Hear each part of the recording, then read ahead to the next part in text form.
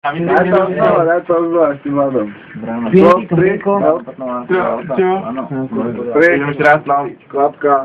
Kde nachádzame sa tu na tomto pietnom mieste, aby sme vám tu ukázali, ako vyzerá život v madridskom gete. Ako prvý tu je Braňo. Braňo, otázka na teba. Mal si niekedy hlad, ktorý si nevedel utišiť? Deje sa to práve teraz. Hej, a ako chceš proti tomu bojovať? Mliekom. Veľmi sa utiší hlad. Počuj. A teraz je otázne to. Myslíš si, že máš dosť mlieka pre všetkých?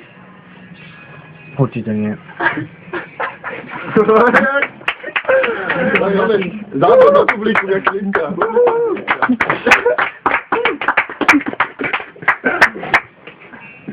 Takáč, teraz si naťahuj ty. Si mladý, nespútaný, svojský. Čo ťa čaká v budúcnosti? O čom snívaš?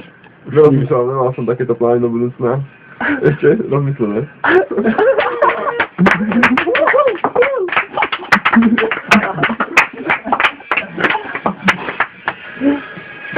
Dobre, som spokojný. Takže máme tu skrachovalého bubeníka, ktorý nevie, čo za životom má, preto pije a vyzerá jak vlačá rozprávka s gumkáčom. Peťka s gumkáčom.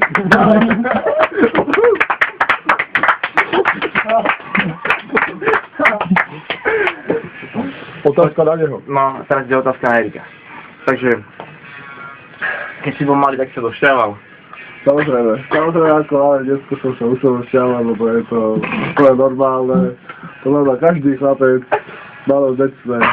Malo tieto problémy. Už? Mama, nie.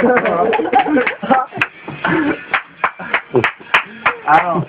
Teraz máme tu otázneho pútnika, je to Cedric, tak nám prišiel z ďalekého Leopolda. A je tu otázka priamo na neho. Ľutuješ toho, že sa sem presťahoval, alebo si tu spokojný a šťastný? Myslím, že som tu spokojný, lebo sa to dobre najbať a sú tu dobré húrky.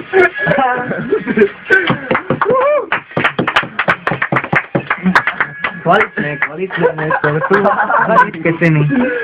Veľmi chutný nápoj. Ďakujem, to bolo zatiaľ vaša štúdia všetko. Do počutia. On zdrav.